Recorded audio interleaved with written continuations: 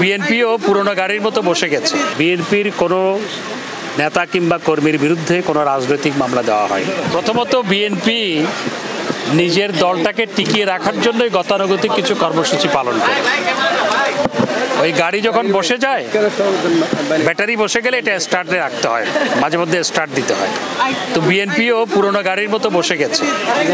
বসে যাওয়াতে তারা ওই স্টার্টে রাখার জন্য মাঝে মধ্যে স্টার্ট দেয় দলটাকে, এবং সেই জন্য গতানুগতিক কিছু কর্মসূচি পালন করে। আর মির্জা ফখরুল ইসলাম আলমগীর সাহেব, তাদের অন্যান্য নেতারা, রিজভী সাহেব সহ অন্যান্য নেতারা যে হিসাব দিচ্ছেন গ্রেপ্তারের, বাংলাদেশে প্রতিদিন কয়েক হাজার মানুষ আপনার চুরির অপরাধে, ডাকাতির অপরাধে, ছিনতাইয়ের অপরাধে, অন্যান্য সন্ত্রাসী কর্মকাণ্ডের অপরাধে গ্রেপ্তার হয়। তো মির্জা ফখরুল ইসলাম আলমগীর সাহেবরা যে হিসাব দিচ্ছেন, আমার কাছে মনে হচ্ছে চুরি, ডাকাতি, রাহাজানি এবং সন্ত্রাসী কর্মকাণ্ডের সাথে যারা যুক্ত, যারা প্রতিদিন গ্রেপ্তার হচ্ছে, পুলিশের খাতায় যারা অপরাধী, তাদেরকে সবাইকে বিএনপির কর্মী বলে দাবি করছেন। আচ্ছা, এটাই তার কথাই মনে হচ্ছে। আরেকটি বিষয় হচ্ছে, বিএনপির কোনো নেতা কিংবা কর্মীর বিরুদ্ধে কোনো রাজনৈতিক মামলা দেওয়া হয়নি।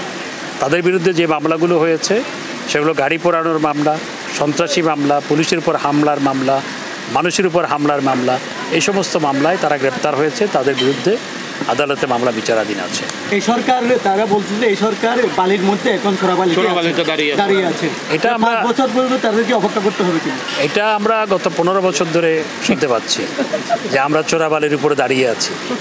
তো চোরাবালিটা এত শক্ত যে তাদেরকে আরো বহু বছর অপেক্ষা করতে হবে ইনশাআল্লাহ। মানে মধ্যে একটি বিষয় যে জান্তা বাহিনীর যারা মিয়ানমারে, তারা কি আগামী পোস্টে যাবে, এটা কনফার্ম হয়েছে কিনা? সেটি আমাদের সাথে যেটা আলোচনা হয়েছে, তারা 22 তারিখ নিয়ে যাওয়ার কথা রয়েছে।